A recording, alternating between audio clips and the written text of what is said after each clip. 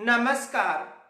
आज हमें जो निजी शिक्षण संस्थान है उनमें जो निःशुल्क प्रवेश प्रक्रिया है उसके बारे में अध्ययन करेंगे।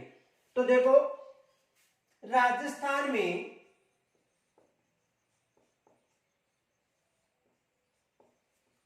मान्यता प्राप्त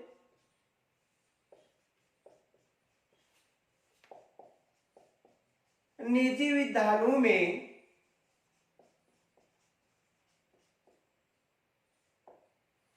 निःशुल्क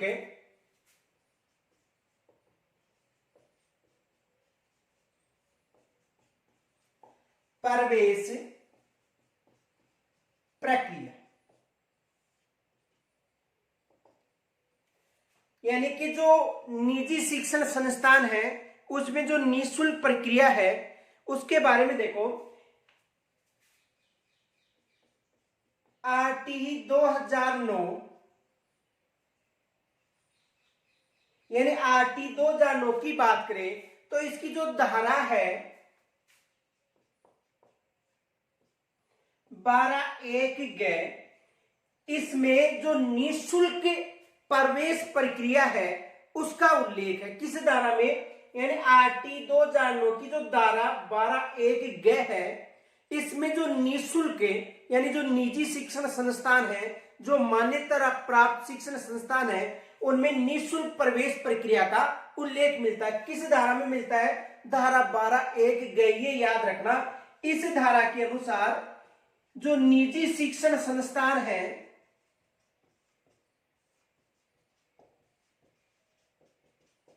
इनमें निःशुल्क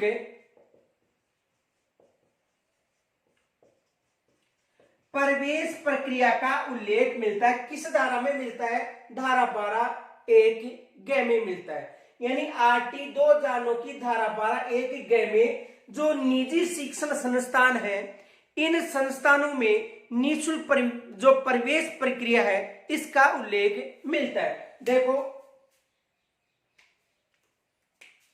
इस धारा के अनुसार कक्षा 1 से लेकर 8वीं तक, यानी कक्षा 1 से लेकर 8वीं तक और 6 वर्ष से लेकर 14 वर्ष तक के बालक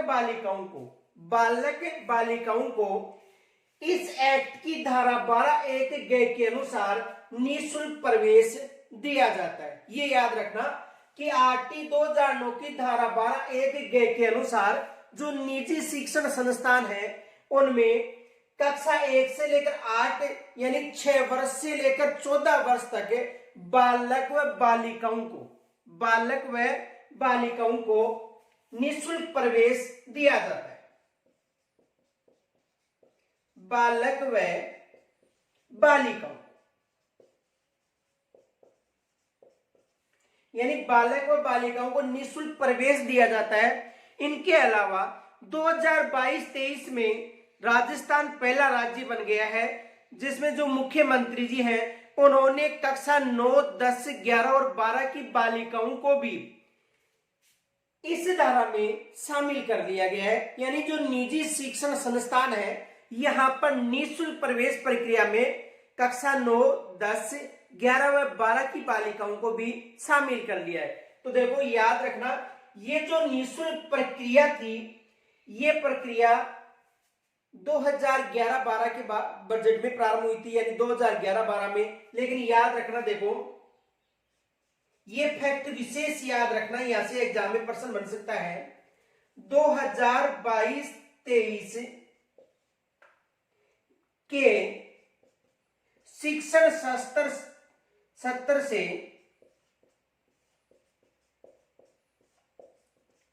यानी जो वर्तमान में शिक्षण सत्र चल रहा है, तो शिक्षण सत्र से कहने का मतलब 2022-23 के शिक्षण सत्र से कक्षा 9 से 12 तक, यानी कक्षा 9 से 12 तक की बालिकाओं को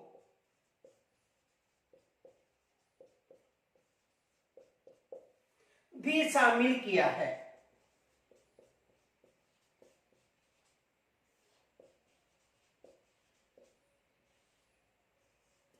ये याद रखना, यहां से एग्जाम में 100% प्रश्न बनने की संभावना है।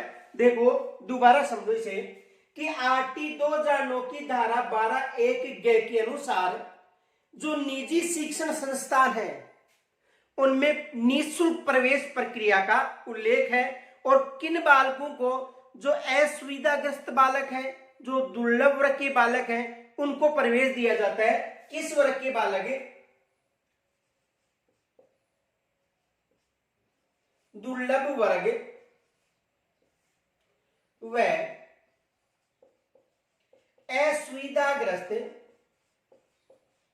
बालकों को धारा 12(1) के अनुसार निजी शिक्षण संस्थाओं में प्रवेश दिया जाता है। इनके अलावा देखो कक्षा 1 से लेकर 8 तक यानी 6 वर्ष से लेकर 14 वर्ष तक के बच्चों के लिए ये व्यवस्था थी। और ये जो कक्षा 1 से लेकर 8 तक जो 6 वर्ष से लेकर 14 वर्ष तक की जो व्यवस्था थी वो बालक व बालिकाओं दोनों के लिए थी। लेकिन अब जो नया जो सत्र चालू हो रहा है, शिक्षण सत्र है, तो इस जो सत्र था 2022-23, इसमें राज्य सरकार यानी राजस्थान सरकार ने बालिकाओं को भी शामिल किया है। अब एग्जाम में प्रश्न बन सकता है कि आरटीए के तहत वर्तमान में कितने यानी वर्तमान में किस कक्षा तक बालिकाओं को निःशुल्क शिक्षा प्रदान की जाएगी? तो याद रखना 12वीं तक।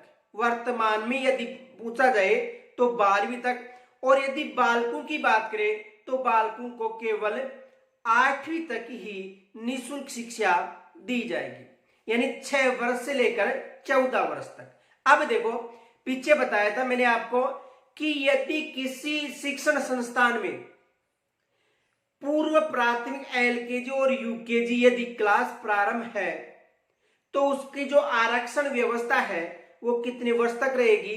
आरक्षण व्यवस्था उसकी केवल, यानी कहने का मतलब है कि जो एलकेजी और यूकेजी यदि प्रारंभ होती है किसी भी शिक्षण संस्थान में तो उसकी जो आरक्षण व्यवस्था है 14 वर्ष तक ही लागू रहेगी। पहले यहां तक स्क्रीनशॉट लीजिए, फिर बाद में समझा रहा हूं। यहां तक स्क्रीनशॉट ले सकते हो।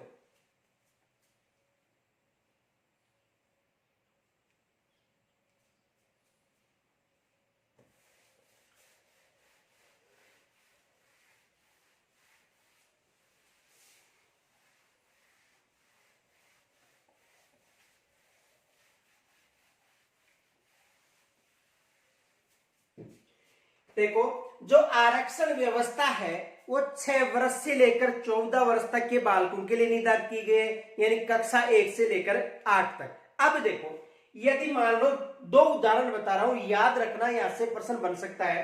जैसे मान लो एक स्कूल है ए स्कूल और एक बी स्कूल है,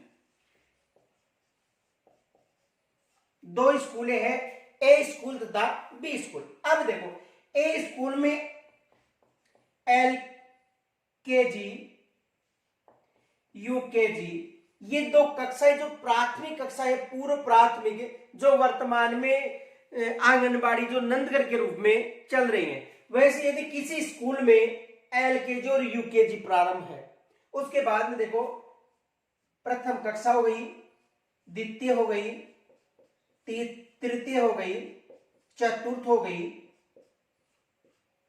पंचमी 5वीं हो गई और 6वीं हो गई। देखो 1 2 3 4 5 6 7 और 8, केवल ये जो निःशुल्क प्रवेश प्रक्रिया है वो 8 वर्ष तक ही रहेगी। अब देखो यदि कोई किसी स्कूल में एलकेजी और यूकेजी नहीं चलती है, मान लो पहली क्लास से प्रारंभ है, तो 1 2 तीसरी, चौथी, 5वीं, 6वीं, 7वीं और 8वीं तक, यानी 1 2 3 4 5 6 7 और 8 यानी 8 कक्षा तक ये जो व्यवस्था है वो लागू रहेगी। अब देखो 6 से लेकर 14 वर्ष तक के बालकों के लिए व्यवस्था है। कितने वर्ष तक के बालकों के लिए है? 6 से लेकर 14 वर्ष तक के बालकों के लिए व्यवस्था है। अगर किसी स्कूल में एलकेजी यूकेजी प्रारंभ होती है तो ये जो कक्षा है यानी कक्षा 6 तक ये आरक्षण व्यवस्था लागू होगी। और यदि किसी स्कूल में एलकेजी और यूकेजी नहीं है तो ये कब तक लागू रहेगी, कक्षा 8 तक ये व्यवस्था लागू रहेगी। ये विशेष याद रखना। यानी कहने का मतलब है कि जो धारा 12(1) के अनुसार जो निःशुल्क प्रवेश प्रक्रिया है वो कितने वर्षों तक लागू रहेगी, 6 से लेकर 14 वर्ष तक। कितने वर्ष तक लागू रहेगी, 6 से लेकर 14 वर्ष तक। तो देखो 6वीं 7वीं 8वीं यानी 6 वर्ष से लेकर 6 7 8 9 10 11 12 13 और 14, तो कब तक रहेगी, 8वीं तक। और यदि किसी स्कूल में यदि पूर्व प्राथमिक एलकेजी और यूकेजी यदि उस स्कूल में व्यवस्था है तो ये आरक्षण कक्षा 6 तक रहेगा। एक बात दोबारा ध्यान से समझो, यहां से एग्जाम में प्रश्न बन सकता है। देखो 2 स्कूलें उदाहरण के तौर पर है, एक ए स्कूल है और एक बी स्कूल। ए स्कूल में प्रवेश प्रक्रिया कक्षा 1 से प्रारंभ होती है। यानी कोई भी बच्चा इस कक्षा में प्रवेश लेता है कक्षा 1 में, तो यहां से यदि वो प्रवेश लेगा तो वो कक्षा 8 तक उस जो निःशुल्क शिक्षा है उसका फायदा उठाएगा। कब तक, कक्षा 1 से लेकर 8 तक। यहां तक समझ में आ गया होगा। अब देखो यदि किसी स्कूल में एलकेजी और यूकेजी से पूर्व प्राथमिक कक्षाएं बोली जाती है, एलकेजी और यूकेजी में यदि वो प्रवेश लेता है तो देखो एलकेजी यूकेजी 2 क्लास हो गई। उसके बाद फर्स्ट सेकेंड थर्ड फोर्थ 5 और 6, यानी इसकी जो आरक्षण 8 वर्ष की जो थी 1 2 3 4 5 6 7 और 8 कक्षा 6 में ही समाप्त हो जाएगी। ये याद रखना। आ गया होगा समझ में। यानी कहने का मतलब है कि यदि पूर्व प्राथमिक स्कूलों में जो पूर्व प्राथमिक व्यवस्था है कक्षा की, तो वहां पर यह आरक्षण कक्षा 6 तक लागू रहेगा। और जिन स्कूलों में पूर्व प्राथमिक व्यवस्था नहीं है वो आरक्षण कक्षा 8 तक रहेगा। पहला तो ये विशेष याद रखना, यहां से एग्जाम में प्रश्न बन सकता है, क्योंकि आरक्षण व्यवस्था केवल 8 वर्ष स्कूली शिक्षा निर्धारित की गई है, यानी 6 से लेकर 14 वर्ष का बालक तक। और यदि पूर्व प्राथमिक जो कक्षाएं प्रारंभ होती है तो उसका आरक्षण हो जाएगा 3 वर्ष से लेकर 11 वर्ष तक। देखो पूर्व प्राथमिक यदि स्कूलों में व्यवस्था है तो। वैसे वर्तमान में ये प्रणाली चालू है, ये भी याद रखना।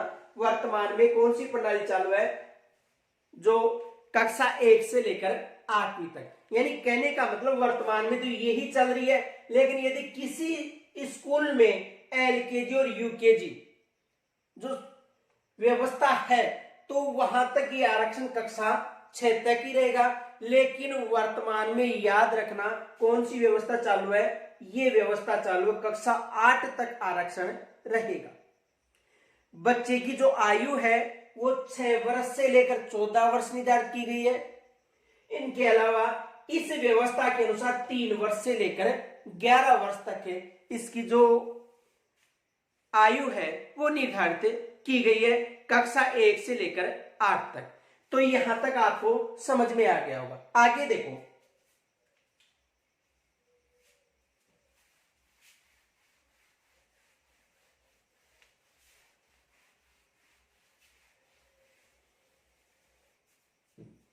जो ये व्यवस्था है इसमें कक्षा प्रथम से प्रवेश से ये व्यवस्था यानी जो 25% सीटें निर्धारित की गई हैं कक्षा 1 से निर्धारित की गई, ये भी याद रखना। देखो प्रवेश से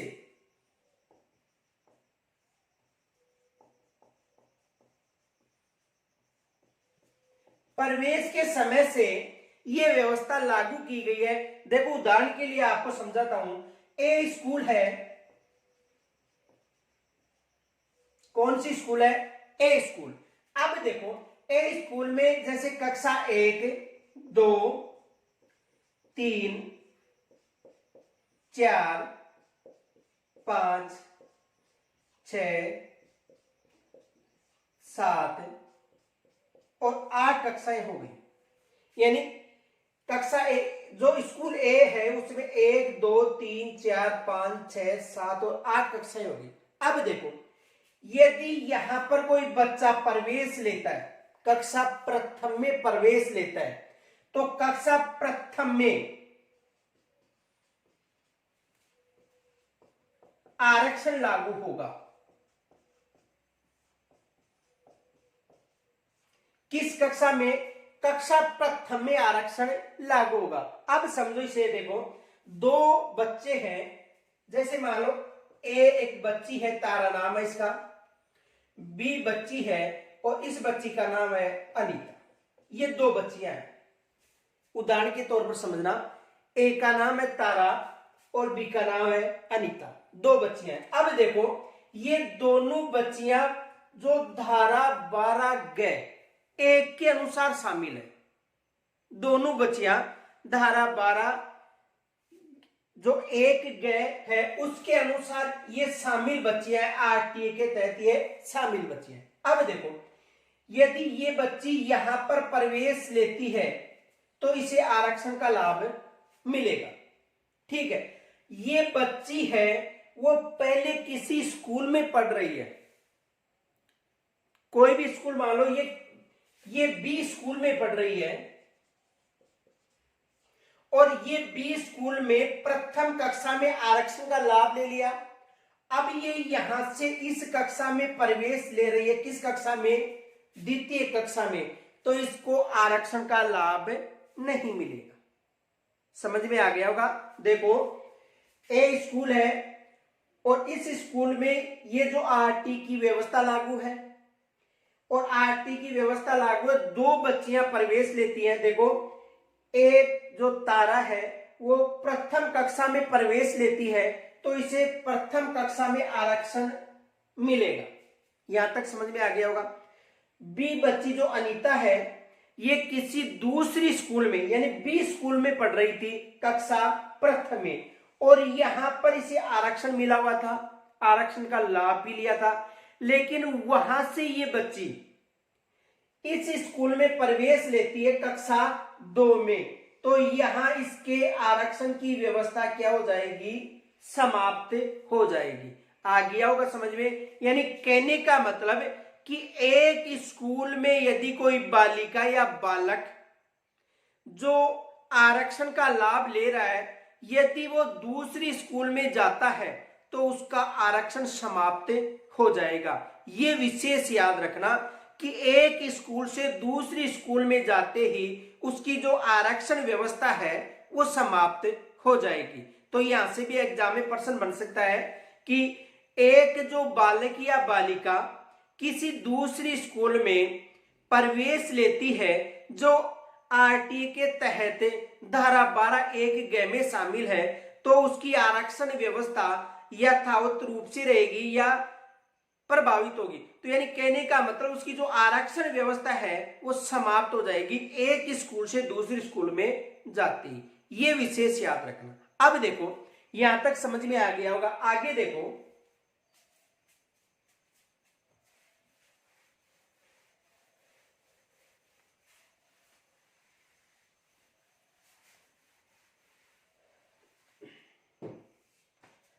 यानी वर्तमान में जो 2022-23 का जो सत्र है इसमें कक्षा 9, 10, 11 व 12 की बालिकाओं को शामिल किया गया है। यानी जो वर्तमान सत्र चल रहा है 2022-23, इसमें हाल ही में कक्षा 9, 10, 11 और 12 4 कक्षाओं के लिए जो बालिकाएं हैं, केवल बालिकाएं, यानी बालकों को शामिल नहीं किया गया है, केवल बालिकाओं को शामिल किया गया है। और याद रखना, ऐसी व्यवस्था लागू करने वाला भारत का पहला राज्य कौन सा है? राजस्थान। यहां से प्रश्न बन सकता है। अब देखो, इसे समझो, यदि मैं आपको उदाहरण बता रहा हूं क्योंकि यहां से भी एग्जामिनर प्रश्न बना सकता है। देखो 3 स्कूलें हैं, ए स्कूल, बी स्कूल और सी स्कूल। 3 स्कूल है। कितने स्कूल है? 3 स्कूल है। अब देखो जो ए स्कूल है, इस स्कूल में जो कक्षा है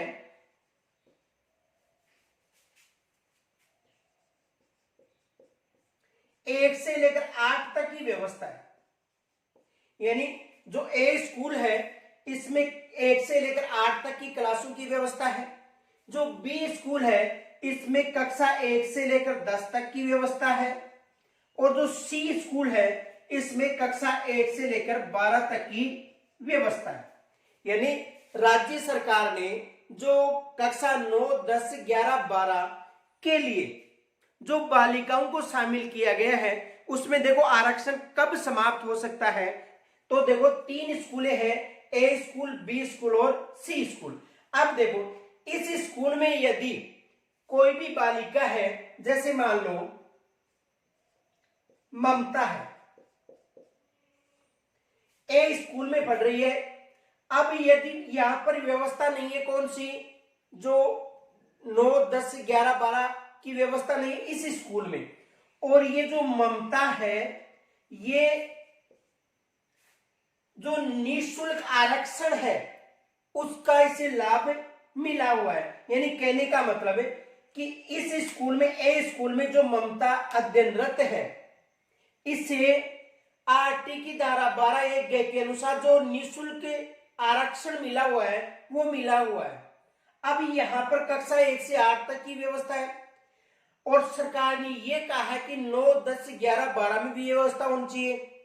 तो देखो ये बच्ची यहां से बाद में यदि टीसी कटाएगी, क्योंकि यहां पर तो कक्षा 8 तक की व्यवस्था है, तो इसका आरक्षण क्या हो जाएगा, समाप्त हो जाएगा। ये याद रखना। यानी इस बच्ची का यहां पर आरक्षण क्या हो गया, समाप्त हो गया, क्योंकि यहां पर व्यवस्था ही 8वीं तक है और 9, 10, 11, 12 यहां पर नहीं है। अब देखो दूसरा, यदि इस स्कूल की बात करें और इस स्कूल में सुलोचना नामक एक बच्ची है। अब देखो यदि ये बच्ची यहां पर कक्षा 9 और 10, यानी ये बच्ची यहां पर कक्षा और 9 और 10 यदि अध्ययनरत रहती है तो 9 और 10 में आरक्षण का लाभ उठाएगी और 10 के बाद ये 11 और 12 में दूसरी स्कूल में जाएगी तो ये यहां पर आरक्षण का लाभ उसे नहीं मिलेगा, क्योंकि इस स्कूल में केवल 1 से लेकर 10 तक की व्यवस्था ही है। तो ये 1 से लेकर 10 तक ही यहां पर अध्ययनरत में जो लाभ है वो मिलेगा। यानी 8 के बाद कक्षा 9 और 10 में ये बच्ची केवल इस स्कूल में 2 वर्ष का ही लाभ उठा सकेगी, कक्षा 9 और 10 के लिए। अब देखो यदि ये यहां से 8वीं उत्तीर्ण करने के बाद किसी अन्य स्कूल में जाती है तो इसका भी आरक्षण क्या हो जाएगा, समाप्त हो जाएगा। अब देखो जो सी स्कूल है, इस सी स्कूल में सुनीता नाम की एक बच्ची है। अब देखो ये सुनीता यदि इसी स्कूल में अध्ययनरत रहेगी, कब तक, 12वीं तक, तो ये आरक्षण का लाभ उठाएगी। और यदि ये 10वीं के बाद किसी अन्य स्कूल में जाती है तो इसका आरक्षण क्या हो जाएगा, समाप्त हो जाएगा। दूसरी देखो ये यहां पर अध्ययनरत है और कक्षा 10 में यहां पर केवल साइंस स्कूल ही है 11 और 12 के लिए, और ये 8 विषय पढ़ना चाहती है तो ये 10 के बाद दूसरी 8 स्कूल में जाना चाहती है तो इस 20 का आरक्षण क्या हो जाएगा, समाप्त हो जाएगा। और यदि यहाँ पर 8 स्कूल ये साइंस लेना चाहती है और 10वीं के बाद में दूसरी स्कूल में जाती है तो यहाँ पर भी इसका आरक्षण व्यवस्था क्या हो जाएगी, समाप्त हो जाएगी। यहां तक समझ में आ गया होगा। यानी कहने का मतलब यदि कोई बच्ची कक्षा 9, 10, 11, 12 में यदि आरक्षण का लाभ लेना चाहती है तो कक्षा 8 तक अध्ययनरत है, यदि उसी स्कूल में वो अध्ययनरत रहेगी तो कक्षा 9, 10 और 11, 12 के लिए उसे लाभ मिलेगा, अन्यथा उसका लाभ क्या हो जाएगा, समाप्त हो जाएगा। तो मेरे हिसाब से यहां तक आपको समझ में आ गया होगा। आगे देखो,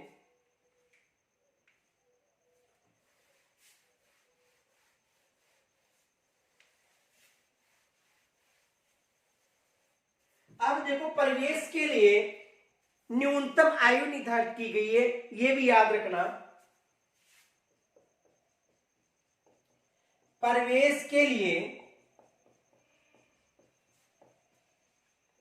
न्यूनतम आयु, यहां से भी एग्जाम में प्रश्न बन सकता है कि प्रवेश के लिए न्यूनतम आयु निर्धारित की गई है। देखो, यानी कहने का मतलब है 5 वर्ष से अधिक आयु व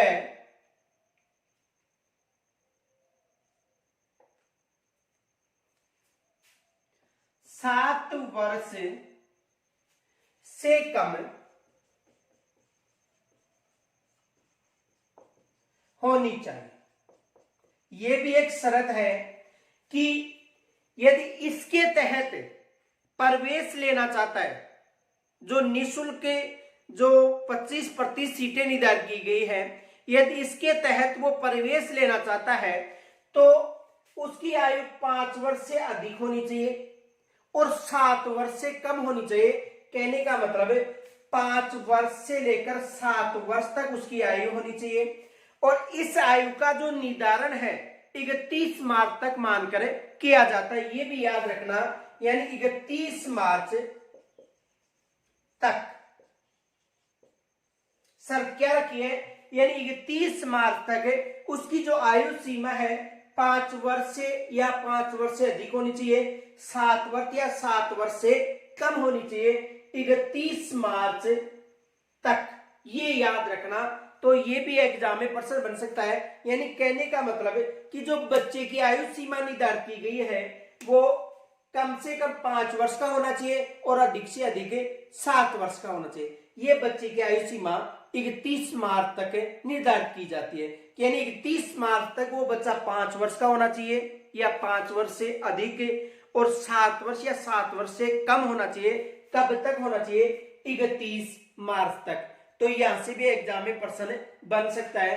तो ये याद रखना, प्रवेश के लिए न्यूनतम आयु सीमा कितनी है, प्रवेश के लिए न्यूनतम जो आयु सीमा है वो 5 वर्ष से लेकर 7 वर्ष तक है।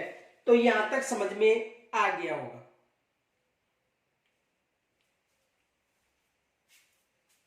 अब देखो,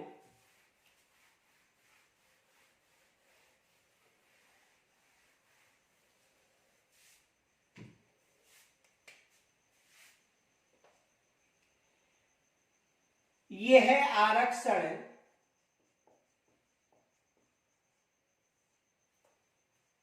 कक्षा प्रथम यानी प्रवेश के समय ही लागू हो जाता है।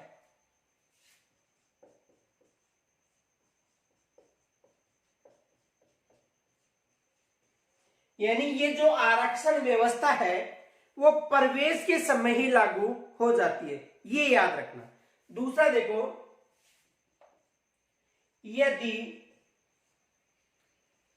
आरक्षण का लाभ लेने वाला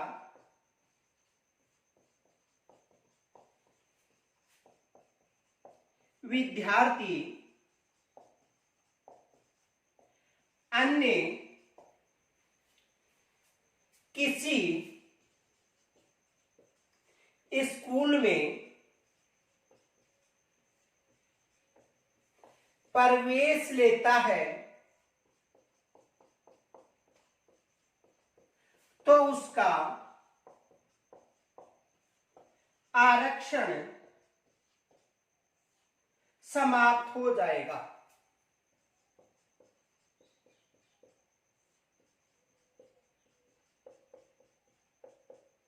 यह भी याद रखना कि यदि आरक्षण का लाभ लेने वाला यदि बच्चा दूसरी स्कूल में प्रवेश लेता है तो आरक्षण क्या हो जाएगा, समाप्त हो जाएगा। ये भी याद रखना। आगे देखो,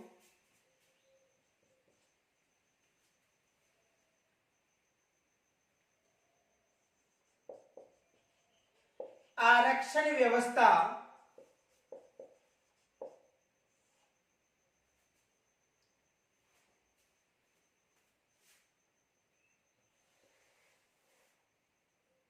यदि किसी विद्यालय में प्रथम कक्षा में इस नियम के अंतर्गत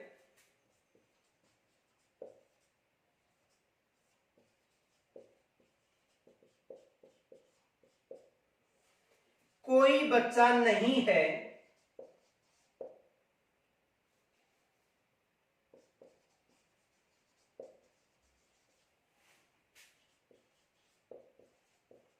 तो आरक्षण नहीं दिया जाएगा।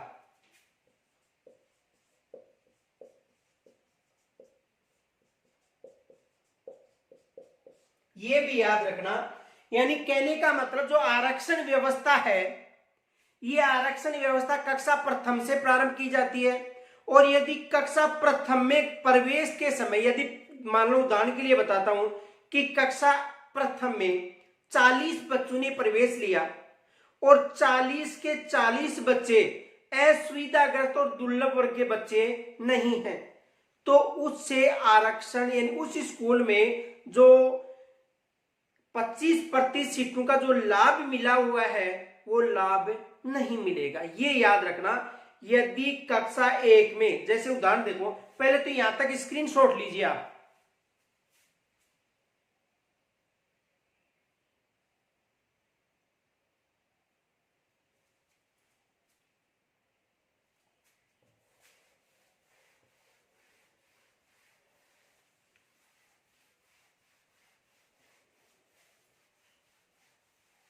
देखो समझो, यानी कहने का मतलब कि कक्षा 1 की बात करें और कक्षा 1 में, जैसे कक्षा 1 में ये व्यवस्था यहां से प्रारंभ होती है और इसमें यदि 40 बच्चों ने प्रवेश लिया, कितने बच्चों ने, 40 बच्चों ने प्रवेश लिया। अब देखो, ये जो 40 बच्चे हैं वो इन दो कैटेगरियों में शामिल नहीं है, एक तो दुर्लभ वर्ग और दूसरा असुविधा ग्रस्त बच्चा। यानी दुर्लभ वर्ग का मतलब जिसकी वार्षिक आय 2.5 लाख रुपए से कम न हो। अब ये जो 40 बच्चे हैं, इनके परिवार की वार्षिक आय 2.5 लाख रुपए से अधिक है। पहली तो यानी किसमें आ गए, दुर्लभ वर्ग। यानी ये वर्ग का मतलब है जिसकी वार्षिक आय 2.5 लाख से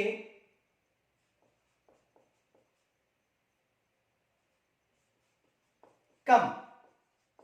तो ये जो 40 बच्चे हैं, इनकी जो वार्षिक आय है 2.5 लाख रुपए से अधिक है, यानी कहने का मतलब दुर्लभ वर्ग में शामिल नहीं है।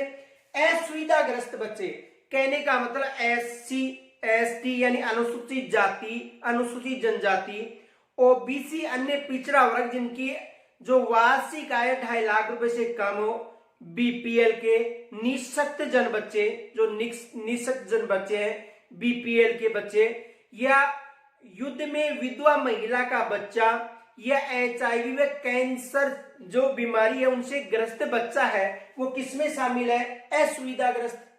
अब यहां दोनों जो वर्ग है, दुर्लभ और असुविधाग्रस्त, यदि ये 40 बच्चे इनमें शामिल नहीं है तो कक्षा प्रथम में ये आरक्षण व्यवस्था नहीं दी जाएगी। ये याद रखना, किसी भी बच्चे को नहीं दी जाएगी यदि 40 बच्चे। ये शर्त नहीं है। देखो, एग्जामिनर प्रश्न बना सकता है कि किसी विद्यालय में 40 बच्चे हैं, तो बताओ उनमें से 10 जो 25% सीटें हैं वो उनको मिलेंगी। जरूरी नहीं है, क्योंकि यदि इन दोनों वर्गों में शामिल नहीं है तो प्रवेश, देखो जैसे एक स्कूल है और इस स्कूल में कितने बच्चों ने प्रवेश लिया, 40 बच्चों ने प्रवेश ले लिया। अब ये 40 बच्चे हैं, न तो इस वर्ग में आ रहे, यानी किसी भी बच्चे के परिवार की जो वार्षिक आय 2.5 लाख रुपए से कम नहीं है, अधिक ही है, और असुविधाग्रस्त बच्चे भी नहीं है। तो इन बच्चों को, यानी कहने का मतलब इस स्कूल को ये जो धारा 12(1) है इसके अनुसार जो लाभ मिल रहा था निःशुल्क लाभ, वो नहीं मिलेगा, ये याद रखना। यहां से एग्जामिनर प्रश्न बना सकता है। एक बार दोबारा समझो, यदि किसी स्कूल में प्रवेश के समय असुविधाग्रस्त व दुर्लभ वर्ग का बच्चा नहीं है तो उस स्कूल को ये लाभ नहीं मिलेगा, ये याद रखना। यहां से भी एग्जामिनर प्रश्न बना सकता है। आगे देखो,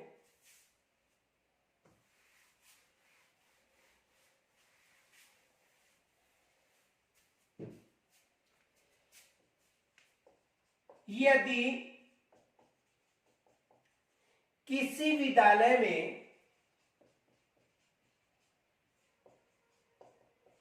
निःशुल्क प्रवेश लेने वाले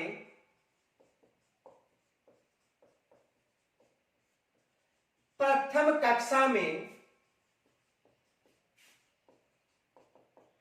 10 बच्चे हैं।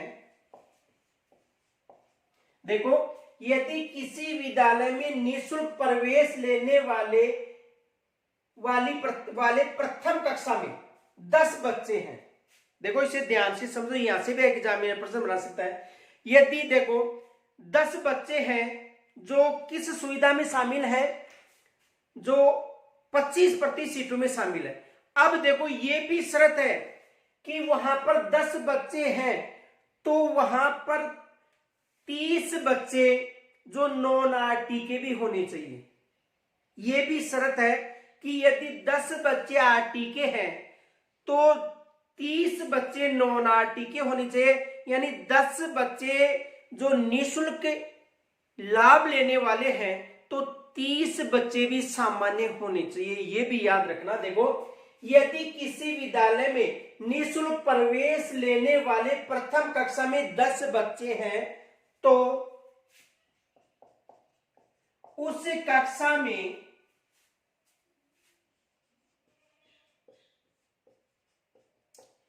30 बच्चे सामान्य होने चाहिए,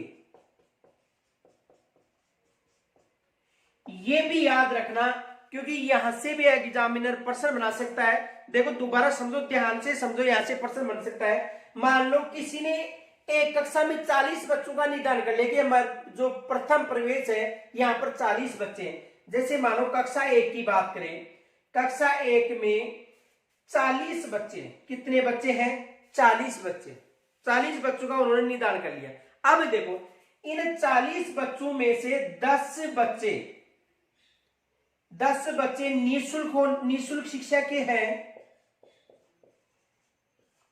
तो 30 बच्चे सामान्य श्रेणी के होने चाहिए। कहने का मतलब कि यदि किसी स्कूल में प्रवेश के समय 40 बच्चों का निदान किया गया, हमारे पास 40 बच्चे हैं तो 40 का 25% 10 हो गया, यानी कहने का मतलब यदि 10 बच्चे निःशुल्क श्रेणी में शामिल हैं तो 30 बच्चे सामान्य होने चाहिए। दूसरी देखो, यदि किसी स्कूल में यहां पर मात्र 15 बच्चे हैं जो निःशुल्क श्रेणी में शामिल हैं, लेकिन यहां पर केवल 30 बच्चे ही हैं जो सामान्य श्रेणी में हैं, तो याद रखना यहां पर 15 को प्रवेश न देकर केवल 11 को दिया जाएगा। 11 को, यानी कहने का मतलब कि ये 10 को प्रवेश दिए, यानी कहने का मतलब ये जो 30 है इनका 10 हो गया, और यहां पर जो बाकी 4 बचे उनमें 3 को सामान्य में शामिल किया जाएगा और 1 बच्चे को नॉन आरटी में शामिल किया जाएगा, आरटी में शामिल किया जाएगा, और 3 बच्चों को नॉन आरटी में। कहने का मतलब देखो, यदि 40 बच्चे हैं तो उनमें से 10 बच्चे आरटी के हो गए और 30 बच्चे किसके हो गए, नॉन आरटी। और यदि ये 40 बच्चे इस श्रेणी में शामिल नहीं है तो सामान्य के सामान्य रहेंगे, लेकिन शर्त है कि एक बच्चा यदि नॉन आरटी का है तो 3 बच्चे, यानी एक बच्चा यदि आरटी का है तो 3 बच्चे नॉन आरटी के, यानी कहने का मतलब एक बच्चे को यदि निःशुल्क शिक्षा का लाभ मिल रहा है तो 3 बच्चे सामान्य होने चाहिए, ये याद रखना। यदि एक बच्चा, कहने का मतलब देखो यहां तक समझ में आ गया होगा। देखो इसे समझो, यदि ए नाम का कोई लड़का है या लड़की है, बच्चा है, यदि ये निःशुल्क के तहत प्रवेश ले रहा है तो 3 बच्चे सामान्य भी होने चाहिए, यानी बी, सी और डी, ये 3 बच्चे सामान्य हो गए तभी इसे ये लाभ मिलेगा। आ गया होगा समझ में। देखो दोबारा समझो, यदि किसी विद्यालय में निःशुल्क प्रवेश लेने वाले प्रथम कक्षा में 10 बच्चे हैं तो उस कक्षा में 30 बच्चे सामान्य होने चाहिए, ये भी शर्त है, ये याद रखना, ये भी शर्त है। यदि किसी विद्यालय में 10 बच्चे हैं और सामान्य की भी 10 बच्चे हैं तो उनको 10 के, यानी जो 10 बच्चे, देखो यहां तक समझ में आ गया होगा। आगे देखो एक बार दोबारा समझाता हूं। जैसे देखो एक उदाहरण लो, यदि निःशुल्क की बात करें, इस श्रेणी के 10 बच्चे हैं किसी स्कूल में और सामान्य श्रेणी के कितने बच्चे हैं, 10 बच्चे हैं। अब देखो, यानी निःशुल्क श्रेणी के कितने बच्चे आ गए, 10, जो असुविधाग्रस्त भी और दुर्लभ वर्ग में शामिल है। अब देखो, लेकिन सामान्य श्रेणी के कितने बच्चे हो गए, 10। तो याद रखना, इन 10 के 10 बच्चों को आरक्षण नहीं दिया जाएगा। अब देखो यहां पर देखो कितने बच्चे हो गए, टोटल 20, लेकिन इनमें 10 सामान्य और 10 निःशुल्क। तो देखो इनका केवल 33 यानी 25% ही प्रवेश दिया जाएगा। अब देखो इनमें से केवल जो 5 बच्चे हैं उनको ही प्रवेश दिया जाएगा, बाकी को किन में शामिल कर दिया जाएगा, सामान्य में शामिल कर दिया जाएगा, यानी 25%। दोबारा समझो, किसी स्कूल में कक्षा प्रथम हो गई, कक्षा प्रथम में निःशुल्क 10 बच्चे आ गए और सामान्य श्रेणी के कितने आ गए, 20 बच्चे आ गए।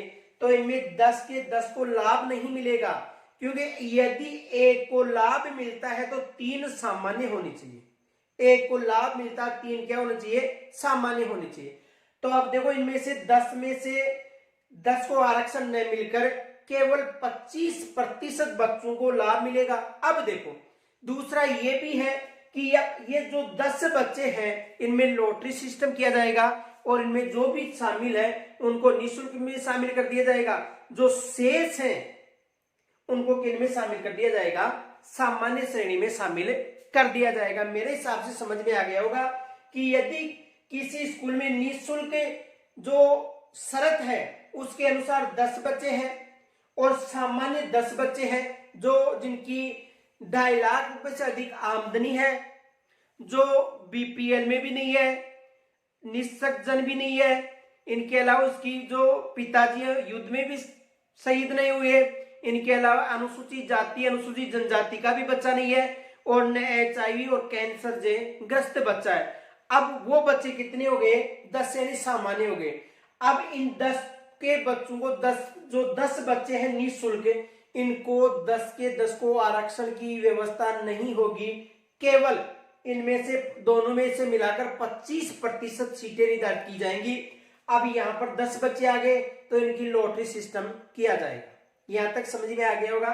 तो कहने का मतलब, यदि किसी विद्यालय में निःशुल्क प्रवेश लेने वाले प्रथम कक्षा में 10 बच्चे हैं तो उस कक्षा में 30 बच्चे सामान्य होने चाहिए, ये आ गया होगा समझ में। यदि यहाँ पर 10 बच्चे हैं तो यहाँ पर 30 बच्चे होने चाहिए, तभी इन 10 बच्चों को आरक्षण का लाभ मिलेगा, अन्यथा इन बच्चों को आरक्षण का लाभ नहीं मिलेगा। समझ में आ गया होगा।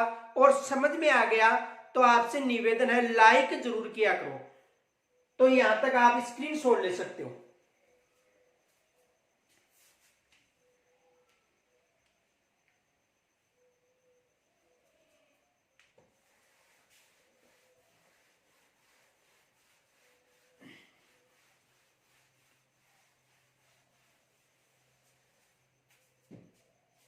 अब देखो, यदि कोई स्कूल है जिसमें 40 बच्चे हैं और 40 में 10 बच्चे जो आरटी के हैं और 30 बच्चे नॉन आरटी के, व्यवस्था प्रारंभ हो गई।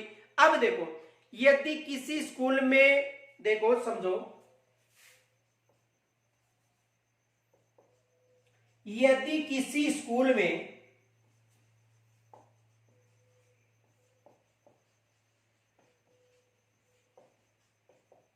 यदि किसी स्कूल में 10 बच्चे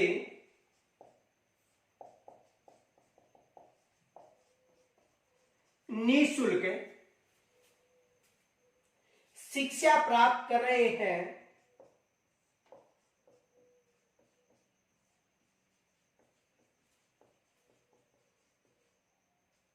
यानी ये शर्त है कक्षा प्रथम की,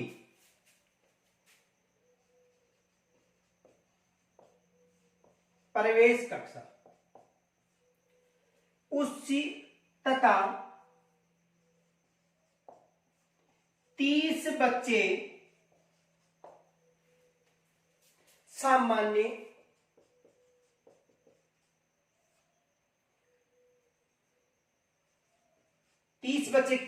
देखो, यदि किसी स्कूल में 10 बच्चे निःशुल्क शिक्षा प्राप्त कर रहे हैं, कितने बच्चे, यानी किसी स्कूल में 10 बच्चे निःशुल्क शिक्षा प्राप्त कर रहे हैं, कितने बच्चे, 10 बच्चे निःशुल्क शिक्षा प्राप्त कर रहे हैं और 30 बच्चे सामान्य हैं, यानी कक्षा 1 में कितने बच्चे हो गए। देखो, यदि कक्षा 1 की बात करें तो कक्षा 1 में प्रवेश के समय इस स्कूल में 40 बच्चे हैं, कक्षा 1 में इस स्कूल में 40 बच्चे हैं, जिनमें 10 प्लस 30 बच्चे हो गए, 10 निःशुल्क और 30 सामान्य श्रेणी। अब देखो, कक्षा 2 में भी यही बच्चे हैं, कक्षा 3 में भी यही बच्चे हैं, कक्षा 4, अब कक्षा 4 देखो, एक के बाद भी कोई सी भी हो सकती है, 2 3 4 5 6 7 8 तक। ध्यान से समझना, यहां से प्रश्न बन सकता है कि किसी कक्षा में 40 बच्चे हैं, 10 बच्चों को आरक्षण का लाभ है, 30 बच्चे सामान्य हैं।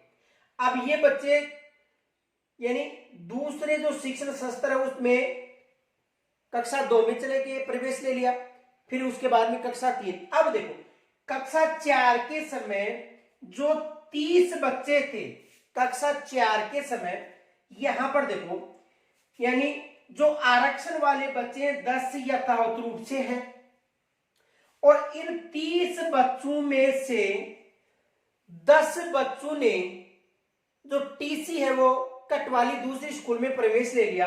अब यहां पर कितने बच्चे बच गए, 20 बच्चे। देखो, यहां पर ध्यान से समझना कि कक्षा 1 में जो 40 बच्चे प्रवेश लिए थे उनमें 10 बच्चे जो लाभार्थी थे और 30 बच्चों को लाभ आरक्षण का नहीं मिला था। कक्षा 2 में मान लो, कक्षा 3 में और कक्षा 4 में जाकर जो भी 10 बच्चे थे उन्होंने टीसी कटवा ली और यहां पर टोटल बच्चे कितने हो गए, 30 हो गए। अब देखो, यहां पर 30 में से 20 बच्चे सामान्य हैं और 10 बच्चे जो लाभार्थी हैं, यानी ये आरटी के बच्चे, नॉन आरटी के बच्चे। अब देखो, यहां पर इन बच्चों का आरक्षण समाप्त नहीं होगा। यहां पर जो 25% का जो अनुपात है ये यहां पर नहीं लागू होगा, चाहे यहां पर 30 के 30 हो चाहे 15 बच्चे हो जाए, चाहे 10 बच्चे हो जाए, या यहां पर 30 के 30 बच्चे भी दूसरी स्कूल में चले गए, लेकिन इनकी आरक्षण व्यवस्था समाप्त नहीं होगी। ये याद रखना। देखो दोबारा समझो, यदि किसी स्कूल में 10 बच्चे निःशुल्क शिक्षा प्राप्त कर रहे हैं और प्रवेश के समय कक्षा प्रथम, यानी 10 बच्चे और 30 का अनुपात हो गया 40 बच्चे हो गए। अब कक्षा 1 में 40 थे, अब इनमें देखो कक्षा 2 की ले लो, 3 की ले लो, 4 की ले लो, कक्षा 2 ले लो। देखो कक्षा 2, 3, 4 कोई सी भी ले सकते हो। अब देखो कक्षा 2 ले लो, कक्षा 2 में प्रवेश के, या फिर कक्षा 2 में कितने बच्चे, 40 बच्चे हो गए। अब देखो यहां पर ये 10 बच्चे तो यथावत रूप से हैं,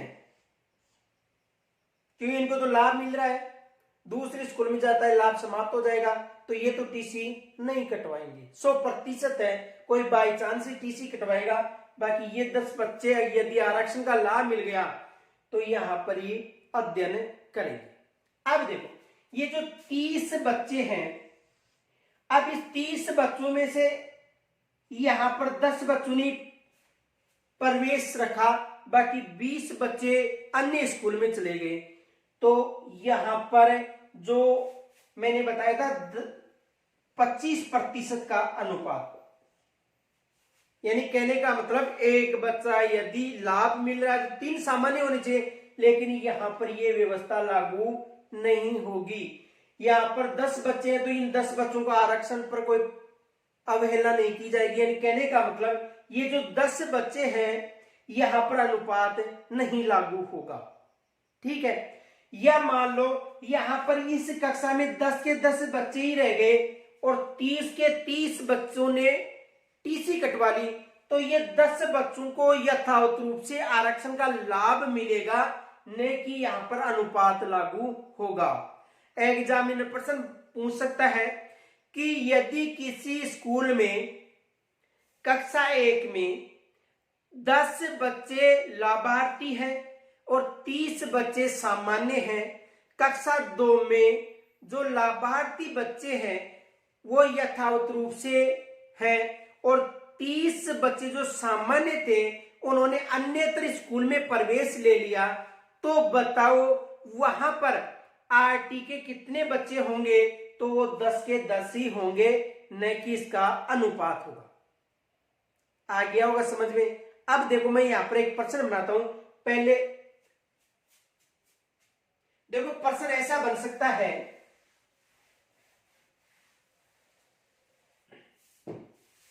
देखो किसी स्कूल में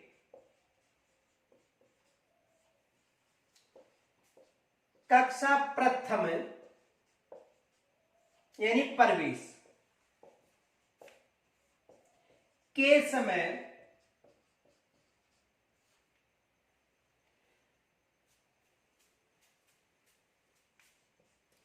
40 बच्चे थे, जिनमें 10 बच्चे निःशुल्क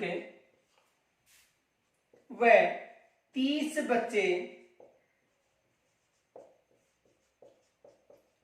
सामान्य प्रवेश ले रखा था।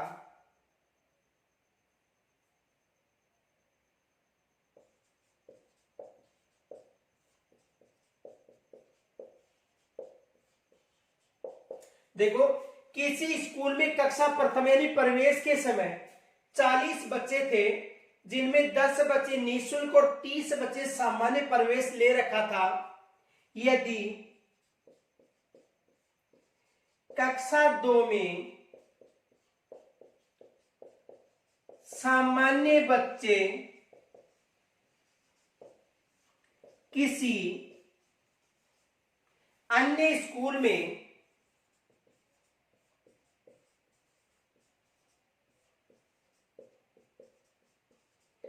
प्रवेश लेते हैं तो कक्षा 2 में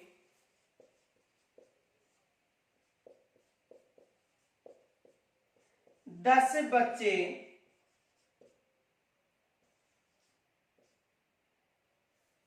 यानी कक्षा 2 में 10 बच्चे आरक्षण या निःशुल्क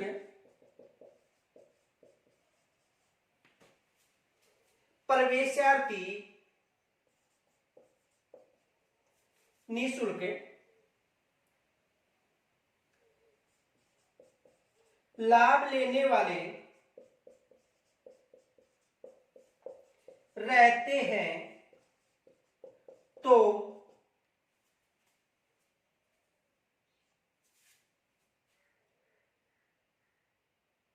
देखो दोबारा समझो, किसी स्कूल में कक्षा प्रथम में प्रवेश के समय 40 बच्चे थे, जिनमें 10 बच्चे निःशुल्क और 30 बच्चे सामान्य प्रवेश ले रखा है। यदि कक्षा 2 में सामान्य बच्चे किसी अन्य स्कूल में प्रवेश लेते हैं तो कक्षा 2 में 10 बच्चे जो निःशुल्क लाभ लेने वाले रहते हैं तो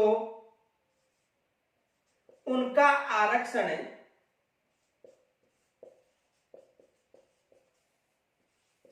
यथावत रहेगा।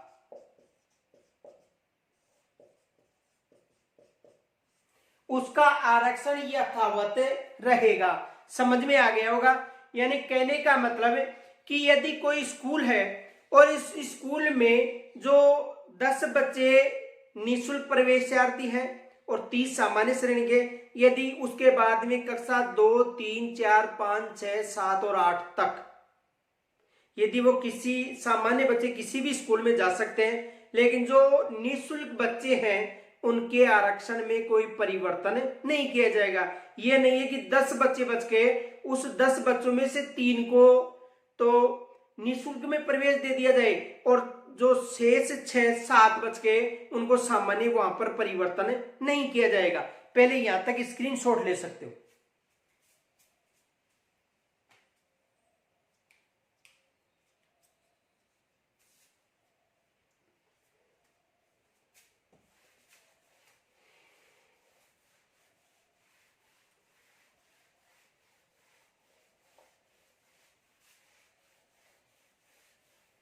देखो समझो,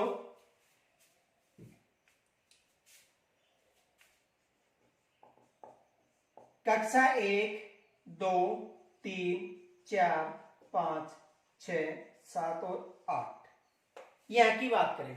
अब देखो यहां पर जो बच्चे हैं कितने हैं? 40 बच्चे हैं। यहां पर कितने बच्चे हैं? 40।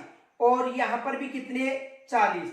यहां पर भी 40। यहां पर भी कितने हैं? 40। अब देखो यहां पर यदि जो बच्चे हैं, यहां पर जो 10 बच्चे हैं जिनको आरक्षण मिला हुआ था, कितने बच्चों को मिला हुआ था? 10 बच्चों को।